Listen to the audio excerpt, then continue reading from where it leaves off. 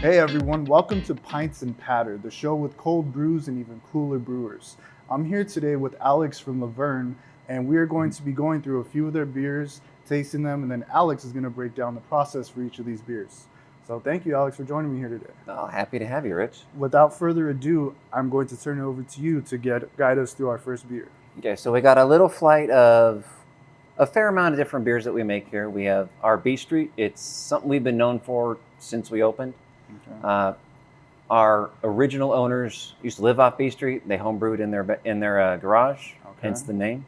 It is a pineapple blonde ale. It has evolved as the brewery has evolved through the years. We've changed up how we do it. Each brewer's put their slight twist on it. Chris, our previous brewer, had a really solid recipe, and I just tweaked it a little bit to have it suit my style a little bit more. Got it. Are you able to spill the secrets on what that little tweak was? A different ratio of water to grain, as well as changing up when to add our 100% pineapple juice and how much juice to add. Got you. Well, let's dive in. Take a taste. Oh. Cheers.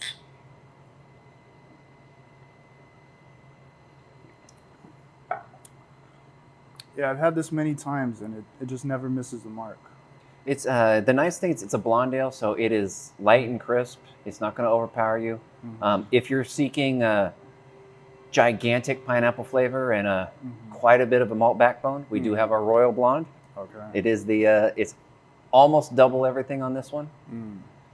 Double the malt, double the hops, and then double the juice. Got you. But not quite double the ABV. Right. But it is if you're looking for something a little bit more strong. Yes. Got you. I will never besmirch going back. All right. So for this next beer, what can you tell me about it? So Popular Kid started life as a derivation of our previous mainstay IPA, Palomares. We ended up tweaking. I was like, this is a different beer. So we named it Popular Kid. It's primary hop in the hot side, which is when I'm brewing in this nice little vessel over here, the kettle, is Comet. It's similar to our mainstay Citra. Anyone in Southern California has had a beer with Citra in it. It's big and juicy, not quite as citrusy, but there's definitely a citrus back note. Okay. The Comet's nice. It kind of sets us apart. Not a lot of people do it. We've started using a new hop provider for it, and I feel that's changed the beer for all the better. Oh, good. Good. Well, let's take a taste of this one. Let's get hoppy. Cheers. Cheers. And as you can see, this is one of our main beers that we distribute. So it's kind of something that we're known for in the area. Right. And I know another one of your popular IPAs is the Freshman Fog. How would you contrast that with this one? So the Freshman Fog is a hazy. It's kind of like a newer hazy. Way back, I want to say 10 years when they first started doing it in New England, they were playing around a whole bunch of different stuff. Fortunately, all that knowledge is passed down, and we're not guessing as much. So we changed the water chemistry. We make it a little bit softer through the addition of sulfates. There's a lot more hops in the Fog, and they're added earlier. Okay. It's also boiled half as long to keep everything nice in suspension, nice and cloudy. Uses a different yeast. You can always tell when I brew Fog because I will come in the next day and it's all over the floor. Oh. It's very active. Okay. Hop Kid's much nicer to deal with. It sounds like it. But very different kinds of drinking experience. More bitter, more, I guess, kind of resiny with the Hop Kid. More hop forward, very smooth, much lighter on the hop bite, but bigger on the hop, like floral, melony fruitiness with the Fog. Okay. And you'll get that with a lot of the hazies. Got you. All right, for this next beer, what can you tell me about it, Alex? So this is our Benelli Brown. It's our kind of fall seasonal. I've done it a few times. Each time I've done a different recipe. This one is equal parts 2-row Pilsner and High Color Pale. 2-row and Pilsner are actually in our Popular Kid. They are lighter in the color spectrum, and then High Color Pale, it says high color. It's not actually that dark. It's a little bit darker. We get most of the color from our specialty malts. Got you. One of those is our English crystal, Mm-hmm. and that's going to give it a lot of the light red hue and some of its malty backbone. Gotcha. Well, let's take a taste. All right. Cheers.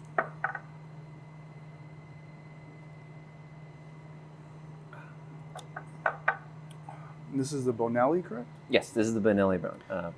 So I know you also have a hazelnut variant. Is the only difference that you add hazelnut towards the end, or? Yeah, so we actually add a hazelnut flavor in the bright tank. That's our finishing tank. Okay. And we add that right at the end. The reason we do the hazelnut flavor and not true hazelnut is we want it to be safe for everyone. Mm-hmm. And so that you that way you can taste it and you won't have any issues with nut allergies. Gotcha. Between the two, do you prefer the hazelnut variant or the original?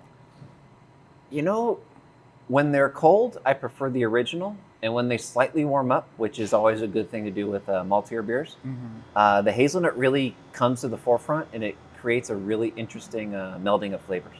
Why does that happen as it warms up? The cold kind of, for lack of a better word, numbs some of the taste to it. And the way your receptors work, they pick up different things. It's something that you should always do with a really dark beer. It's like a big stout. Right. Drink it when it's cold, let it warm up to about 50 degrees. It'll be a completely different beer. Gotcha. All right. So what about this last beer that we have here in front of us? So this is our, Starry Night. It is a German Schwarzbier. It is our Christmas special. We actually just started doing cans of it. Nice. Shelly, one of the owners, she was gracious enough to do the artwork for it. I think it turned out pretty well.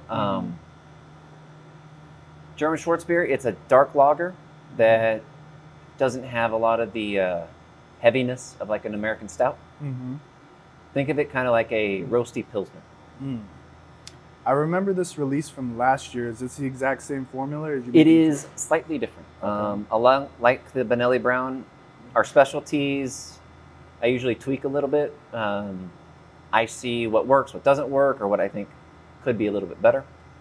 So this should be a little bit lighter in body than last year's, and so because of that, it's also a little bit lighter in color. Got you. Well, I'm excited to take a taste. Cheers.